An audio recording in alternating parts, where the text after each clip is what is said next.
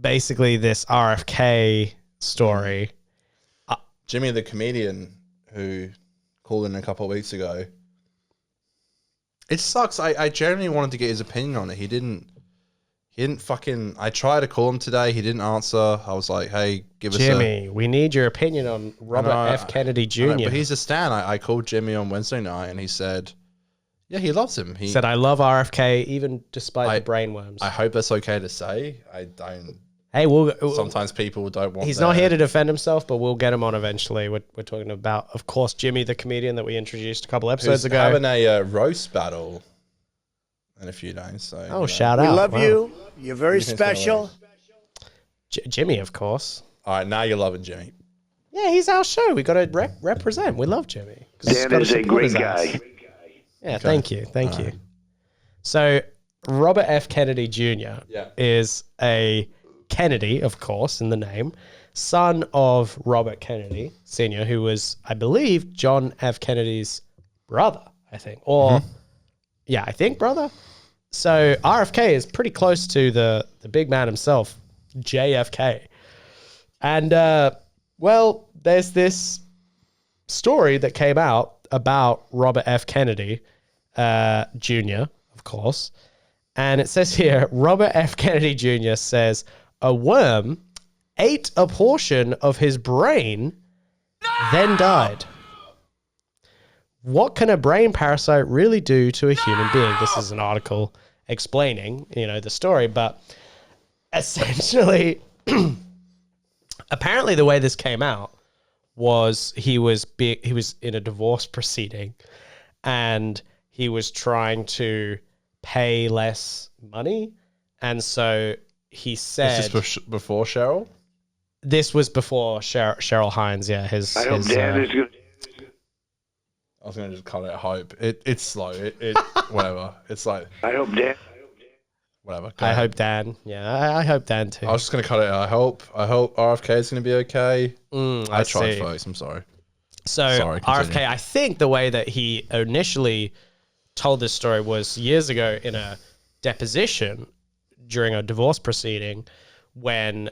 I'm not saying he made it up or anything. I'm just saying he revealed that he was brain foggy, his memory was going, and I guess people say that was partially...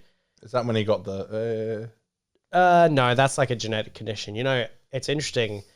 His sister did an advert with Joe Biden saying, vote for Joe Biden, but you can hear that she's got kind of the same voice thing that RFK does.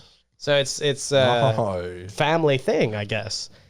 But RFK, his brain was eaten by a worm, which led to him, like I said, he was brain foggy, he had memory loss. Hey man, you scared me there. So from what I've read about this story, basically you get it from eating uncooked, or commonly you get it from eating undercooked pork. Right, I see. And so the little worms or whatever, or the eggs of the worms are in the pork. You know what I'm talking about? Exactly. And then when you eat it, it just sits in your brain and eventually grows into a worm. Not quite. It's like a bit different to that, but basically the worm, it's literally brain worms. Like the worm or the egg hatches into a worm. And the worm eats part of your brain, man. Like... I feel like we're all a bit worried sometimes that there's a bug in your brain or something. That would be the most terrifying. I can't even tell you. You see those fucking videos where they send down a camera into your ear and they find like a huge thing out. Yeah. I don't know how it got there or like what happened or that kind of stuff freaks me out. But it does happen. I hate the idea that there could be a worm in my head. That's insane. There is a fish that specifically targets men who piss in the ocean or in rivers and they fly swims up the stream. They got their urethra. Oh, and what is it like? And then they do spikes. Is it like a pufferfish? Yeah. Yeah, they spike. Fuck. Yeah. On my ding dong? In your ding dong. They specifically go up the... Ow. The urine trail. So are we blaming this... Look, I don't want to speak too far ahead. I don't want to talk about Jimmy's beliefs and politics, but I was talking to Jimmy about RFK, and he's a big stan, and I would love to have him on to talk about it. I would love to have him on this topic. I've said before, you know, I don't blame anyone for making the political conclusions that they come to. I think everyone is entitled to their own choices and beliefs, absolutely. And I actually will maybe not defend RFK, but I will give him props because he did tweet something funny. I'm not sure if you saw. I don't know if I can get it up, but he basically said, I vow to, he's like, I could have 5 more brain worms and then debate President Trump and Biden or something like that. And I'd win. Right. Yeah, basically, yeah. I would still beat them if I had 5 more brain worms, basically, Right, he said. so. And I thought that was a pretty decent That is kind of funny, I suppose. I did just try to call Jimmy. He did not pick up. Wow, Jimmy. Maybe he knew we were talking about RFK. That's the thing. It's like I feel like because he's such a stan. I generally would think that he'd be such a fucking hilarious guy to talk to ask about RFK's brainworms. Come on, it's like come on. We need an RFK expert on this brainworm situation. And to be fair, he has wanted to call in about what you said about his comedy. So okay, a confrontation, fantastic. So RFK. The interesting thing about this is that I guess obviously he doesn't have a worm in his brain right now, and it's not been there for a while. But I guess the thing that I find crazy is like it did eat some of his brain. And so like, did it grow back? Like what happened to that part of his brain? It's gone. It's gone. There's just I'm imagining like a big bite mark just out of his brain. Like I don't understand how. Do you make fun of his voice? No, RFK. I personally, I ain't going there. I don't know if I believe you about that. What? You don't make fun of his voice? Have I imitated him or impersonated him in the past for effect? Absolutely. But am I gonna introduce like his voice and that kind of thing if we're trying to do criticism of him? No, because I don't think that's relevant, frankly. All right.